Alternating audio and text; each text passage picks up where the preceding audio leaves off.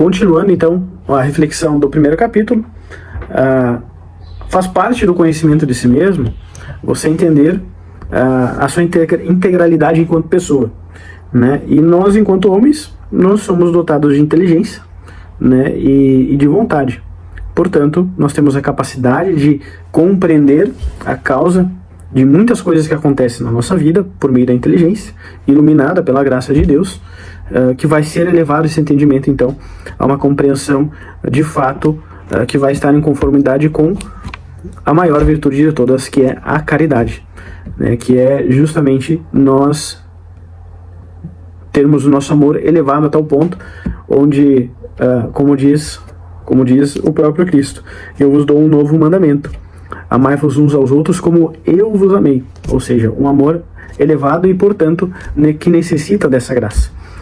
E dessa dimensão do conhecimento de si mesmo entra o que São João Paulo II fala muito nas suas catequeses acerca da teologia do corpo, que é entender que você, sendo dotado dessa inteligência, você também é dotado da vontade. E, portanto, você tem desejos e você tem inclinações. E aqui entra algo muito importante, e é um assunto que muitas vezes as pessoas tratam como um tabu, e que não deve ser, porque somos homens e, afinal, se faz parte da nossa finalidade a felicidade, e para chegar nesse ponto nós precisamos passar por um caminho. Nesse caminho também se encontra esse conhecimento de si mesmo enquanto pessoa. Enquanto eu estava no seminário, enquanto eu fui seminarista, nós tínhamos muito claro a dimensão da formação humana, com acompanhamento, e a formação espiritual, que se dava através de leituras, através da vida de oração, através de um ordenamento diário, né, de um plano de vida ali, que faz parte do contexto, né, do seminário. Mas um dos pontos que é importante compreender, eu não vou aprofundar aqui tanto a questão da sexualidade, mas é entender as causas de muitas coisas que mais à frente nós vamos falar sobre as possíveis causas de uma masculinidade desfigurada, né? Mas como eu falava no primeiro vídeo desse capítulo, a respeito da dimensão do não, do fazer ou não fazer, né? De estar focado no ato final das coisas ali, mas não na sua causa, né? No seu princípio causal. O que faz você fazer aquilo, né? Aonde que está a causa? Onde que está o cerne daquela dificuldade? E nós, como homens, passamos, com certeza, por dificuldades aí, que é natural do homem, né? Que vai ser justamente o olhar. Então, é muito importante, e aqui não é uma questão de cagar regras, mas em entregar aí essa compreensão, né, do que causa em nós ter essas inclinações, né? O pecado, ele vai começar sempre no coração, né? Que educar o nosso olhar nunca se fez tão necessário, nunca se fez tão essencial para cortar, né, o mal pela raiz, e que vai ser justamente educar o olhar de forma bem prática. Faço uma pergunta bem simples assim: quanto tempo você passa no Instagram? Quanto tempo você passa nas redes sociais? Quais conteúdos você consome, né? Quantos conteúdos sensualizados passam pela sua tela todos os dias? Então começa por ali. Você começa com um conteúdo sensualizado e você passa para algo um pouco mais profundo, e assim vai. E você vai de grau em grau, assim como de fé em fé você se aproxima de Deus, né? De concessão em concessão, a sua vontade desordenada, você vai cada vez mais se afundando na lama.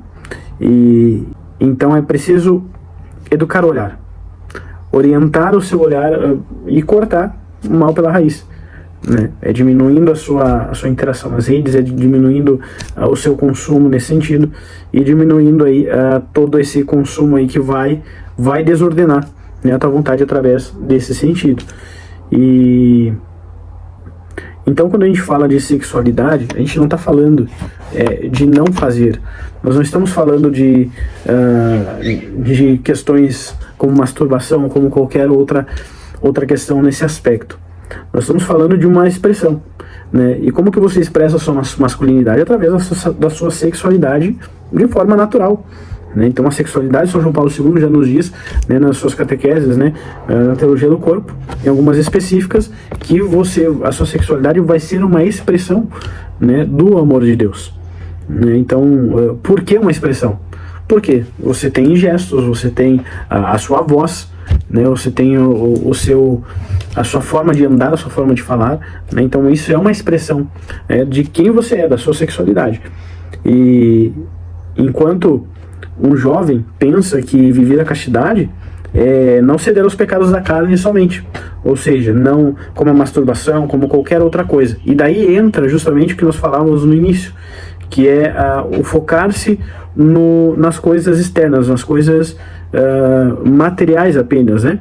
E não o porquê que elas são feitas, né? O porquê que você cai nisso. O que te leva a cair nesse pecado específico não vai ser ela por si só, mas tem algo ali por trás que faz você chegar.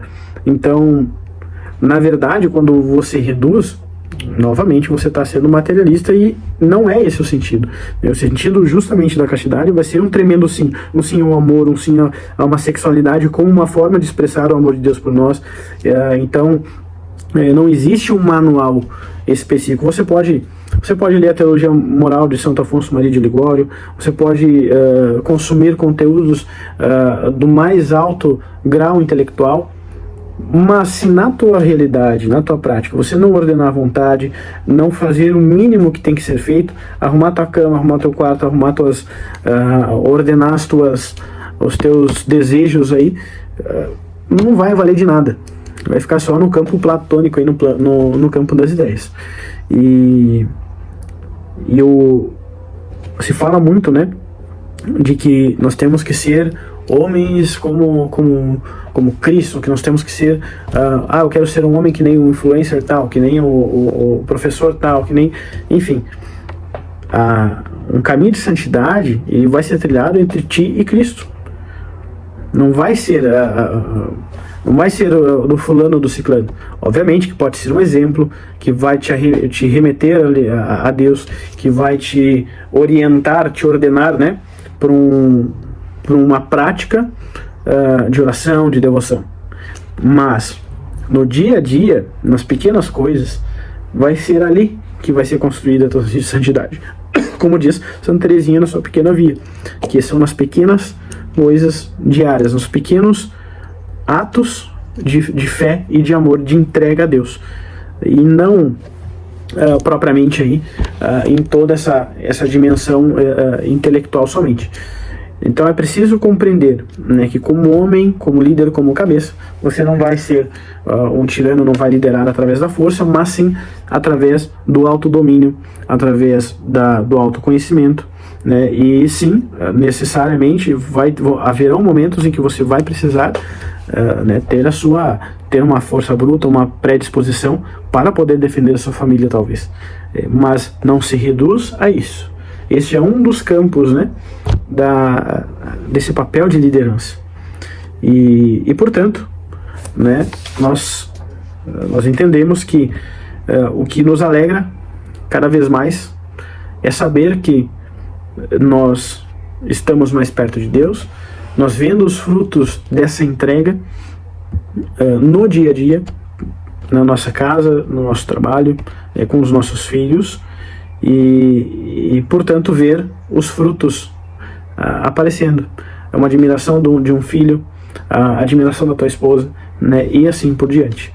Então a liderança através da força, ela se mostrou já ineficaz, como eu falei desde o início, e dei os motivos que a liderança através da força, ela não se dá no âmbito da tua família, e com certeza não vai se dar na violência, né, contra os outros, mas sim contra si mesmo, na violência contra o pecado, contra a tua vontade desordenada, né?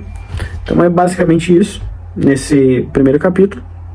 Finalizando então, que nós falamos sobre o papel de liderança inspirado por Cristo, né, a questão da inteligência enquanto forma de absorver todos os conceitos, todas as formas que nós podemos, de forma inteligível, compreender como devemos viver, através do ordenamento da nossa vontade, que vai colocar tudo isso que você estuda, que você lê, que você consome, para ser então ordenado para um matrimônio livre, total, fiel e fecundo.